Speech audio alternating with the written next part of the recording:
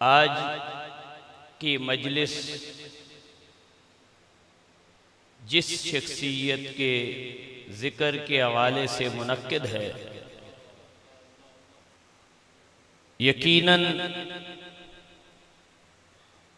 आज यहाँ पर मौजूद लोग रब की रहमत को अपने दामन में समेट रहे हैं। मुझसे माक़बल हज़रत अल्लामा शेख अब्दुल हमीद साहिब मद्दल्लाहु ज़िल्लुल आली, हज़रत क़िबला गरीब नवाज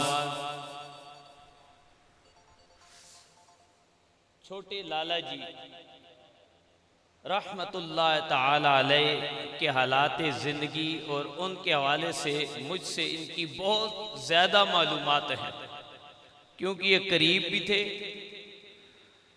उनकी सोबत से फैज़याब भी हुए और उसके अलावा उनके मारूज़ात और आली कलाम से अपने कल्ब और रूह को मुअत्तर और नव्वर भी करते रहे।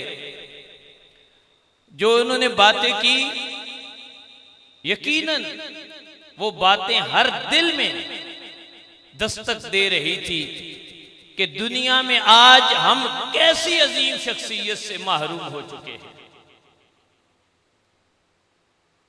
यहां पर उलमा का एक जम्मे गफीर मौजूद है, सामने मेरे उलमा मौजूद हैं, स्टेज पर मौजूद हैं, सबके अस्मा से मैं आगाह भी नहीं, लेकिन आप इन्हें जानते भी हैं। ये यहाँ इनका मौजूद होना ही ये बताता है कि ये परवाने किसी शम्मा के बगैर यहाँ नहीं है। जहाँ एक एक आलिम से वक्त लेने के लिए कहीं की हफ्ते लगाते हों और खिताब के अलावा आलिम आता भी ना हो, इस तरह दौड़े दौड़े मुझ समेत हर शख्स यहाँ क्यों आया है कि यहाँ हुजूर लाला जी का जिक्र होगा और हमारे दिल उस जिक्र से तरोताजा हो जाएंगे। इस हवाले से एक बात करता चलूं, उनके जिक्र से उस मजलिस वालों को कितना फायदा होता है। फकीह शाम, किसी आम आलिम की बात नहीं सुनाने लगा, हज़रत अल्लामा इब्ने आबिदीन शामी रहमतुल्लाह ताला अलैह, आम मौलवी नहीं, अपने वक्त का फकीह, शाम का फकीह आज़म। वो रसाइल में लिखते हैं कि जिस मजलिस में अल्लाह वाले का जिक्र होता है, उस मजलिस में उस जिक्र की बरकत से अल्लाह अपनी रहमतों का नज़ूल फरमाता है। वो जब रहमतें आती हैं, उन रहमतों से फिर रहमतों के बादल बनते हैं। उन बादलों से जो मी बरसता है, वो अगर कुफ्रिस्तान में बरसे, उस जिक्र से, जो रहमतों के जिक्र से बादल के कतरात बने होते हैं, वो कतरा अगर काफिर पी ले, अल्लाह उसे दौलत ईमान से माला माल फरमा देता है। वो तीसरी जगह जो कतरा उस रहमत का पी लेता है, उसको ईमान की इतनी दौलत मिल जाती है, जहां बराह रास्त उस अल्लाह वाले का जिक्र हो रहा होता है, वहां कितनी रहमतें तस्लीम होती होंगी। जहां आरिफ बिल्लाह का बराह रास्त जिक्र हो रहा हो, उनके मनाके बयान हो रहे हो, उनकी सीरत के पहलू बयान हो रहे हो, और यकीनन जिस हवाले से शेख साहब ने फरमाया कि हज़रत क़िबला लाला जी इल्म का समंदर थे। पहले तो हमें इतना नहीं पता, सुनते रहते थे, अब वो पर्दे में गए हैं तो पर्दे खुल भी रहे हैं। जिंदगी में उन्होंने पर्दे डाले रखे, और वो पर्दे ऐसे थे कि आम आदमी को समझ नहीं लगी। यहां तो अगर किसी को ना कोई फन की किताब समझ आ जाए तो कहता है मुझसे बड़ा आलिम ही कोई नहीं। मुझे अब पता चला कि सुल्लम जैसी किताबें क़िबला लाला जी को जुबानी हिफ्ज़ थी। हम जब पढ़ रहे थे, हम तो नलायक से तलबिल में, उस्ताद ने एक लफ्ज 3-4 दिन सुभान ऊपर बास की, वो ही पूरी समझ नहीं आई।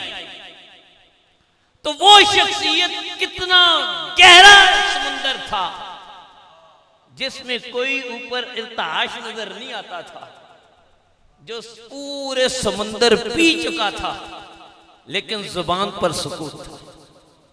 असल आलिम ये है। हमने उसे समझ लिया जिसने 4 लफ्ज़ पढ़ ले हो, 6 तकरीरें कर लेता हो, वो आलिम है। नहीं, आलिम वो नहीं है। उस्ताद ग्रामी जब हम पढ़ रहे थे मुतव्वल, तो उन्होंने तफ्ताज़ानी के वाले से एक बात बताई थी। उन्होंने कहा आलिम वो नहीं है जो तकरीरें कर लेता हो। साहिब किताब ने कहा था अल आलिम गैर आमिल, आलिम हो और इल्म पर अमल ना करता हो का जाहिल। वो आलिम कहाँ है? वो तो निरा जाहिल है। अगर तफसीरें पढ़ ली हैं, अहादीस पढ़ ली है, फिक़ह पढ़ ली है, सारा कुछ पढ़ने के बावजूद जुबान पर तो है लेकिन अमल में नजर नहीं आता, तो यह आलिम नहीं है। इसे किसने आलिम कह दिया? इल्म देखना है तो उस शख्सियत की जिंदगी को देखे। सब कुछ जानने के बावजूद, इल्म के समुंदर पीने के बावजूद, जिनकी जुबान से शाज़ और नादरी की उन्हें जुमले सुने होंगे और बोलने का तो शौक ही नहीं था। और ऐसी शख्सियत, उनकी क्या फ्यूज और बरक़ात होंगे, उनसे मिलने वालों को अल्लाह ने कितना नवाजा होगा, और अल्लाह ने उनकी अजमतों को लोगों के दिल में कैसे बिठा दिया है। ये तो हदीस पाक है ना सहीहैन की, कि रब तआला जिस बंदे को अपना महबूब बना लेता है फिर उसकी मोहब्बतों के चर्चे नूरियों में करता है।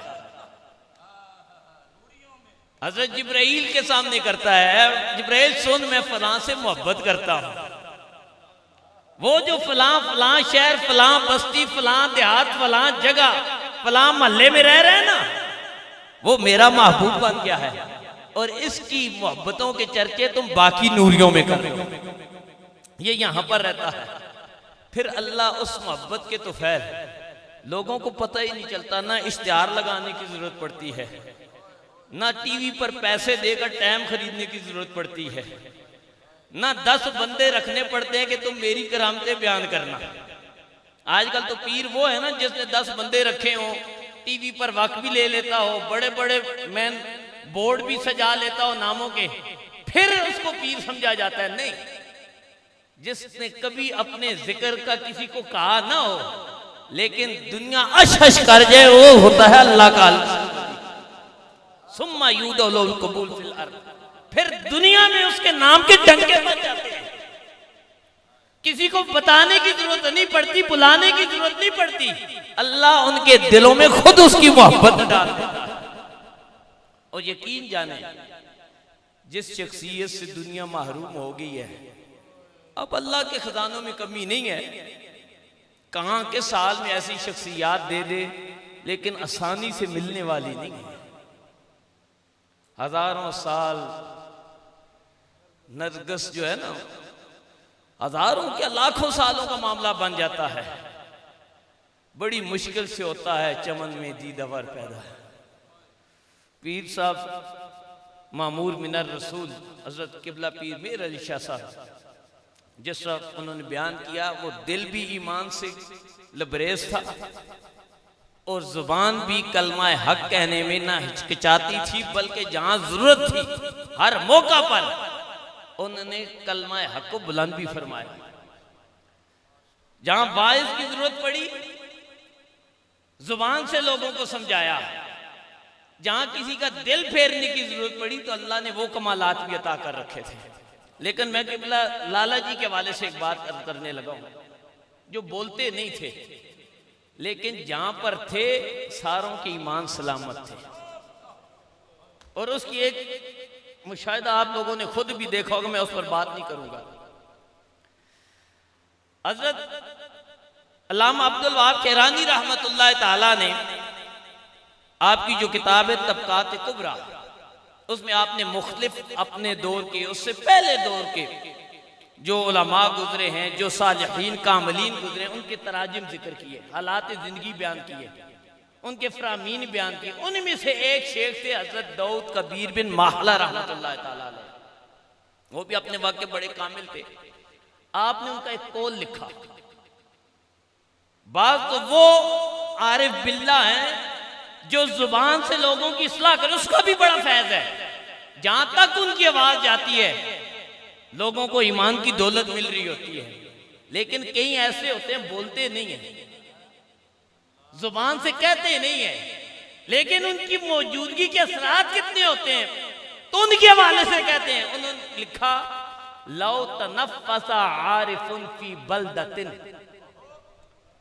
जिस महल्ले में, जिस शहर में या जिस मुल्क में कोई आरिफ सांस ले रहा होता है, लौ तनफ़्फ़सा, ये नहीं कहा कि उन्होंने तकरीरें कितनी की, तदरीस कितने की, मुनाजरे कितने किए, उनके फ्यूज और बरकत भी अपनी जगह है। कहा लौ तनफ़्फ़सा, सिर्फ सांस ले रहा होता है तो सांस से अल्लाह उसके जो कुर्ब व जवार भी होते हैं उनको बरकतें कितनी दे रहा होता है, उस पर बात करने लगा। और बात सोबत के फ्यूज होते हैं, बोला नहीं जाता, लेकिन फ्यूज के अनवार तजल्लियात कितने होते हैं। हदीस बुखारी देख ले, हजरत अब्दुल्ला बिन मसूद रज़ी अल्लाह ताला अन्हु फरमाते हैं कि हम जब सरकार मदीना की बारगाह में होते ना, आपकी सोबत में होते, आपकी सांसों की महक हमारे कुलूब व ज़ान को जब मुअत्तर कर रही होती, हमारे जिस्म के अंदर उसके असरात जा रहे होते, तो हमें फ्यूज कितने मिलते। कहते कुन्ना नस्मा तस्बीहत ताम, हम जो खाना खाना शुरू करते तो उसकी अल्लाह अल्लाह की आवाजें सुन लिया करते। आप खाना उठाकर कान में भी डाल दें कुछ समझ नहीं आएगा, लेकिन जो सोबत मुस्तफा में होते थे, रसूलुल्लाह की सांसों की महक आ रही होती थी, उस वक्त फ्यूज़ो बरकत कितने होते थे। अल्लाह वलायत का वो दर्जा दे देता था कि खाने की भी तस्बीह और तहलील उनको सुनाई देना शुरू हो जाती थी, उनकी गुफ्तगू सुनाई देना शुरू हो जाती थी। भी उस फ्यूज़ो बरकत होती, वो तो सरकार की फ्यूज़ है ना। मैं एक आरिफ की बात करने लगा। कहा लौ तनफ़्फ़सा आरिफुन, जहां आरिफ कोई सांस ले रहा होता है तो पूरी बस्ती वालों को, पूरे शहर वालों को फैज कितना मिलता है। फरमाया साबता ईमानो कुल्ले अब्दिन फिया, वहां जितने बसने वाले होते हैं अल्लाह उनके ईमानों को मजबूत बनवा देता है। वो बोलते नहीं है, जुबान से कहते कुछ नहीं है, लेकिन जितने सांसों की महक से मुअत्तर और होते हैं सारों के ईमान मजबूत होते हैं। ये तो अब पता चलेगा कि उनके जाने के बाद ईमानों पर डाके कितने पड़ते हैं। ये तो उनके पर्दा फरमाने के बाद राज खुलेंगे कि सांस की महक आने के खत्म होने के बाद लोगों के ईमानों पर असर क्या पड़ा। तो जो आरिफ होता है, एक हमारा सांस है, ये अब तो हमें सांस के सारा समझ आ गया ना, डॉक्टरों ने सारों को मास्क चढ़ा दिए, सांस नहीं लेना। एक आपका मेरा सांस, मैंने जेब में मास्क रखा हुआ है कि मेरा सांस आपको ना लग जाए। आपको डॉक्टरों ने मना किए रखा है 6 महीने के किसी के सामने सांस नहीं लेना, क्योंकि दूसरों को बीमार करोगे। एक हमारा बीमार सांस है कि सेहतमंद भी बीमार हो जाते हैं। ये तो अब समझ आ गई ना। एक आरिफ बिल्ला का सांस है जो बीमार दिलों को शफा अता फरमा देता है। एक हमारा सांस है कि सेहतमंद भी बीमार हो जाते हैं, वो अगर किसी को दम डालता है अल्लाह उसमें भी शफा देता है। वैसे सांस ले रहे होते हैं अल्लाह उससे भी शफा याद फरमाता है। एक आरिफ का सांस है, वो बोलता नहीं है, तकरीर नहीं करता, लेकिन कितनी दुनिया तस्खीर करता है। हज़रत दाऊद कबीर बिन माहला के कौल से पता चलती है। तो उनके सांसों में बड़ी बरकतें थी। वो खामोश थे, लेकिन सबको ईमान की मजबूती अता कर रखी थी। उनके मुरीद डगमगाए नहीं, बात भी फरमा देते होंगे जब कोई जाता हो। खैर की बात तो हर एक को कहते थे, लेकिन तकरीरें इस तरह नहीं करते थे। लेकिन ईमान, तो मैं जो आयत करीमा पढ़ी उसके हवाले से एक बात अर्ज करके बात खत्म करना चाहता हूं कि रब ताला ने, आम मारूफ आयत है, हम पढ़ते हैं, इन्नमा यख्शल्लाह, कि अल्लाह से डरते कौन है? वही लोग उसके बंदों से डरते हैं जो आले इल्म हैं। अल्लामा नासरुद्दीन ने इसरारुत तंजील में इसकी एक और किरात भी लिखी है। अल्लामा नासरुद्दीन हमारी दरसियात में उनकी किताब पढ़ाई जाती है बिजावी शरीफ के नाम से। बिजावी शरीफ हमारे तंजीम मदारिस के निसाब में भी शामिल है। उन्होंने एक और किरात बयान की। उन्होंने कहा इसमें जलालत एक तो यहाँ पर जो है मंसूब है, उन्होंने कहा ये मरफू भी हो सकता है, और जो हम पढ़ रहे हैं अल उलमा रफा के साथ इसको नसब दी है, यानी वो इस तरह बन जाएगा इन्नमा यख्शल्लाहु मिन इबादिल उलमा। तो कहा अगर नसब दी जाए तो फिर यख्शा का माना क्या होगा? फरमाया इन्नल खशियता मुस्तआरतुन लित्ताज़ीम। फिर ये डरने की बात नहीं होगी, बल्कि ये माना होगा कि अल्लाह उन उलमा को अज़मत अता फरमा देता है जो इल्म वाले हैं। वो इल्म वाले नहीं जो तकरीरें करते हैं, इल्म वो जो अमल वाले हैं। डरने वाला माना यही मारूफ किरात है, लेकिन उन्होंने कहा कि दूसरा माना भी है, वो ये है कि इन उलमा को, इन आरिफ बिल्ला को अल्लाह ताला वो अजमत है। और फिर आगे बात लिखी, जितना ताजीम देने वाला बड़ा होता है, शान वाला होता है, कमालात वाला होता है, जब वो किसी को अजमत और ताजीम अनायत फरमा रहा होता है तो उसकी शान भी बढ़ जाती है, उनकी शानें बड़ी फिर अरफा वाला होती है। तो ऐसी एक शख्सियत के जिक्र की मजलिस में आज मौजूद है, और यकीनन इनका जिक्र सुनने से भी लोगों के ईमान ताज़ा होंगे।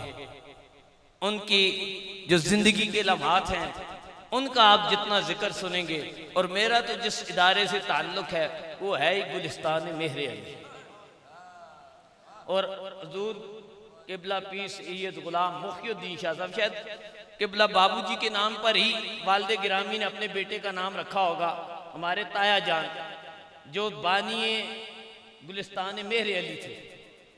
वो तो अपने आप को माली कहते, मैं उस वाले के इस इदारे की बुनियाद रखने वाले थे।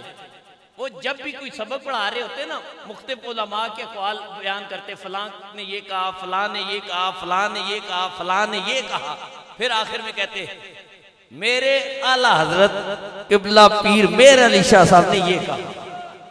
कहते मेरे आला हजरत का इस बारे में ये मौक़िफ़ था, उन्होंने इसका नाम गुलिस्तान मेहर अली रखा। और अल्हम्दुलिल्लाह अज़ीम वो उस नाम की बरकत और फैज़ था, अल्लाह ने हर तरफ बहारें अता फरमाई। और एक और बात अर्ज करता चलो, वालिद गिरामी एक मौका पर बयान करने लगे कि मुझे हुजूर किबला गरीब नवाज बाबूजी रहमतुल्लाह ताला अलैह ने मदरसे के हवाले से बात की, तो आपने कहा शोहरत न करना, यानी तशहीर में ना पढ़ना, काम करना। और वही उनका मिजाज है। पिछले कुछ अर्सा पहले जब गोल्डन जुबली थी दारे की, 50 साल तकरीबात थी, कई लोगों ने वालिद गिरामी की तस्वीरें लगा दी इश्तिहारों पर।